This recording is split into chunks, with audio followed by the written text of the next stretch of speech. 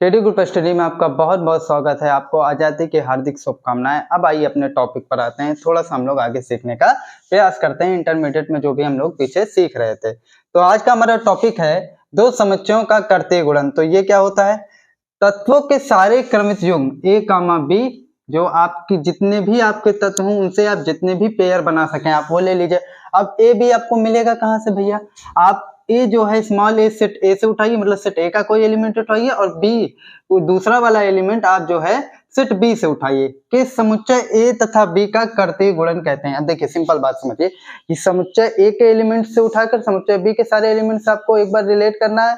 ठीक है, आपको क्या बनाना है? क्रमित युग्म बनाना है। तो जितने भी आप बना लेंगे उन दोनों को आप रिलेट करिए, तो उससे जितने भी संभव पेयर बन पाएंगे वही उसका क्या कहलाएगा? कर्तीय गुणन कहलाएगा। देखिए यहाँ पे लिखा है कि ए कामा बी, जो ए होगा वो सेट ए का एलिमेंट और जो बी होगा वो सेट बी का एलिमेंट के समुच्चयों ए तथा बी का कर्तीय गुणन कहते हैं। ए और बी का क्या कहलाता है? कर्तीय गुणन कहलाता है। इसे ए क्रॉस बी से प्रदर्शित करते हैं। ठीक है, और प्रतीकात्मक रूप में कैसे लिखते हैं? ए क्रॉस बी में किस टाइप के एलिमेंट आएंगे? ए कामा बी टाइप के एलिमेंट आएंगे, सच दैट ए क्या होगा? ए सेट ए का एलिमेंट लीजिएगा एक, और बी क्या होगा? सेट बी का एलिमेंट होगा, और फिर दोनों को आप एक पेयर में लिख देंगे तो वो क्या होगा? आपका कर्तीय गुणन होगा। किसका? एक ए क्रॉस बी का, या एक ए और बी का। इसी तरीके से जब आप बी क्रॉस ए का लेंगे तो पहले बी का एलिमेंट आ जाएगा, उसके बाद ए का एलिमेंट आ जाएगा। तब भी ऐसी बात नहीं है कि बी ए में पहुंच जाएगा ए बी में पहुंच जाएगा। तब भी जो स्मॉल ए होगा वो सेट ए का एलिमेंट होगा और स्मॉल बी होगा वो सेट बी का एलिमेंट होगा। बस क्रम ही तो बदल जाएगा। ठीक है, अब आइए एक एग्जांपल करते हैं और उससे सीखने का प्रयास करते हैं। देखिए जब ए क्रॉस बी लेंगे तो अब इसका आप एक एलिमेंट उठाइए और इन तीनों से रिलेशन बनाइए, 1 कामा ए, 1 कामा बी और 1 कामा सी। तो देखिए 1 कामा ए, 1 कामा बी, 1 कामा सी, फिर इसका काम खत्म। फिर 2 कामा ए, 2 कामा बी, फिर 2 कामा सी। ठीक है, 2 कामा ए, 2 कामा बी, 2 कामा सी, इसका भी काम खत्म। फिर 3 कामा ए, 3 कामा बी, फिर 3 कामा सी। तो देखिए 3 कामा ए, 3 कामा बी, 3 कामा सी, तो जितने भी संभव थे हमने सब ले लिए। इसके अलावा और कुछ आप ले सकते हैं? नहीं ले सकते। ठीक है, अब देखिए इसी तरीके से आप बी क्रॉस ए निकालिए। तो जब आप बी क्रॉस ए कैलकुलेट करेंगे तो उस केस में आपको बी के एलिमेंट को पहले रखना होगा। देखिए बी के एलिमेंट पहले है और ए का एलिमेंट बाद में है। तो चलिए यहाँ से ए ले लीजिए। तो जब उल्टा आएंगे तो ए कामा 1, पहले 1 पे आएंगे, फिर ए कामा 2, फिर ए कामा 3। तो देखिए ए कामा 1, ए कामा 2, ए कामा 3, फिर B comma 1, B comma 2, B comma 3। उसी तरीके सी कामा 1, सी कामा 2, सी कामा 3। तो इस तरीके से आप इसे कैलकुलेट कर सकते हैं।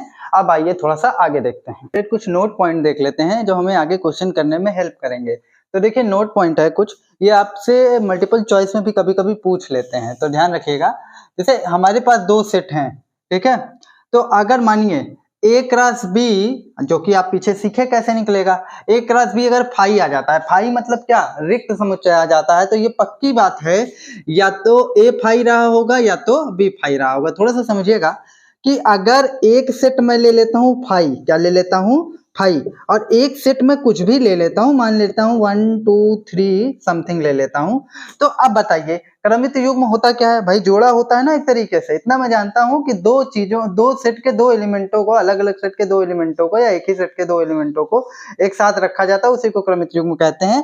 तो अब अगर यहाँ इसमें एलिमेंट ही नहीं है तो आप इसका क्रॉस लेंगे किससे? तो संभव नहीं है ना कि क्या कौन, तो ए क्रॉस बी में कौन से एलिमेंट आएंगे? जब आपको दूसरा एलिमेंट मिलेगा ही नहीं, ए में कहाँ एलिमेंट ही है? फाई का मतलब क्या हुआ? एलिमेंट ही नहीं है, तो संभव है कि ए क्रॉस बी भी फाई आ जाए। ठीक है, ये केस दोनों कंडीशन में संभव है। ए क्रॉस बी कब फाई आ जाएगा? या आपका सेट ए रिक्त हो जाए या सेट बी रिक्त हो जाए, दोनों भी रिक्त हो सकते हैं। अगर दोनों में से एक भी रिक्त हुआ तो ए क्रॉस बी क्या हो जाएगा? आपका क्या बोलते हैं? फाई आ जाएगा। ठीक है, अब देखिए ए क्रॉस बी कब फाई नहीं आता है? ए क्रॉस बी कब फाई नहीं आता? जब ए आपका रिक्त समुच्चय ना हो, और स्ट्रिक्टली देखिए यहाँ यह वाला शब्द नहीं यूज किए, यहाँ सीधे यूज किए एवं, मतलब ये पक्की बात है ना तो ए फाई हो और ना ही बी फाई हो तो ए क्रॉस बी फाई नहीं होगा।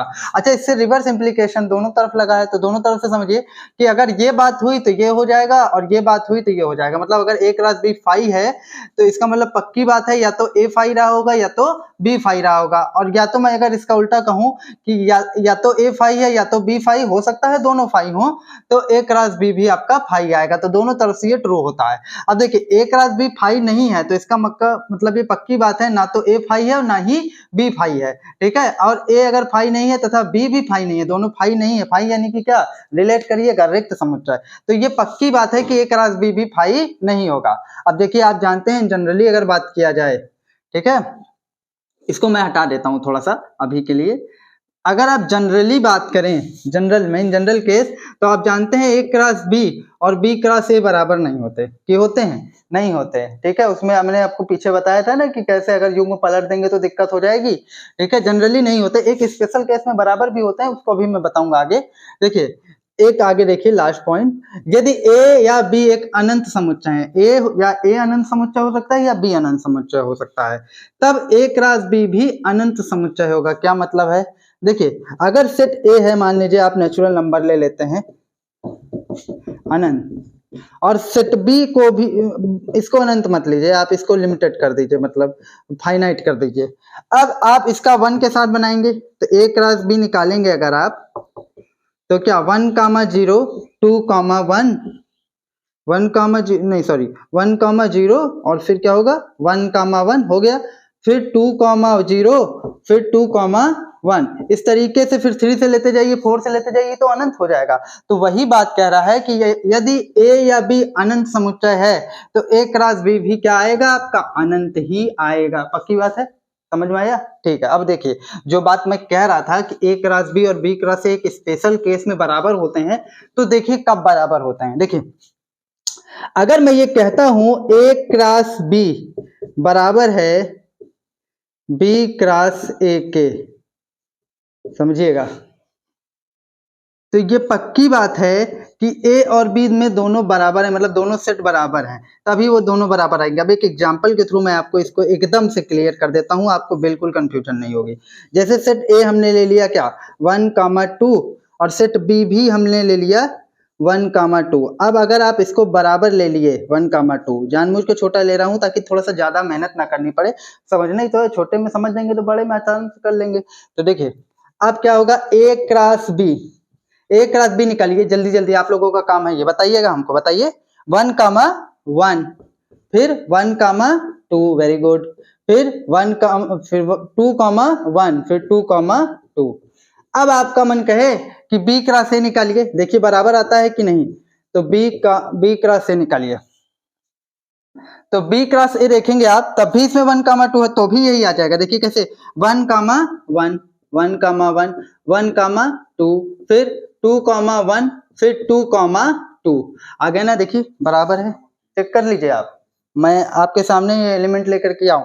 जबकि आपने पीछे देखा था कि अगर ए और बी को जब बराबर नहीं लिए थे तब B cross A cross B के बराबर नहीं आया। तो मतलब ये पक्की बात है ए क्रॉस बी और बी क्रॉस ए बराबर हो सकते हैं एक केस में, जब ए और बी दोनों को हम बराबर लेते हैं। समझ में आया? ठीक है। अगर कुछ नहीं समझ में आता है तो आप कमेंट सेक्शन का दरबार आपके लिए खुला है, आप 24 घंटे कमेंट कीजिए, मैं पक्की बात है इसका रिप्लाई जरूर से जरूर दूंगा। मिलता हूं नेक्स्ट वीडियो में, तब तक के लिए नमस्कार।